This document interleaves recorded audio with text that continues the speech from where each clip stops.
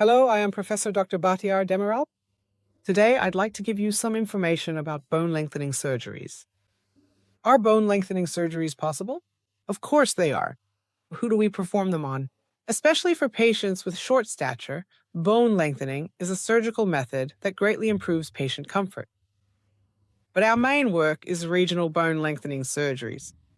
We can restore bone deficiencies and shortness caused by congenital single leg or arm shortness, bone loss from traffic accidents, or in patients whose bone was removed due to tumors, back to their original state through height or bone lengthening surgeries.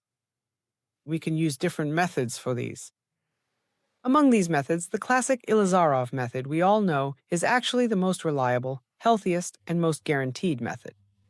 But besides that, when we look at the Ilizarov method, we can support the Ilizarov method with internal nailing methods, or it's possible to perform lengthening surgeries using only magnetic nails.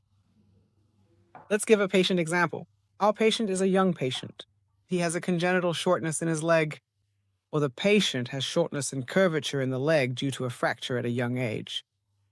By using any one of these methods, we decide which method is appropriate for which patient based on the individual. Using any of these methods, we can completely correct it and turn it into a normal or near normal leg. I mentioned tumors a moment ago. Especially in children, we see a large number of bone cysts and tumors, even if they are benign.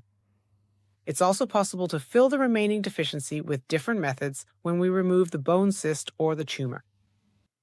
Among these, it's possible to do this by filling the missing bone with bone grafts, internal plate screws or wire fixations, or with an external fixator, the system we call Ilizarov.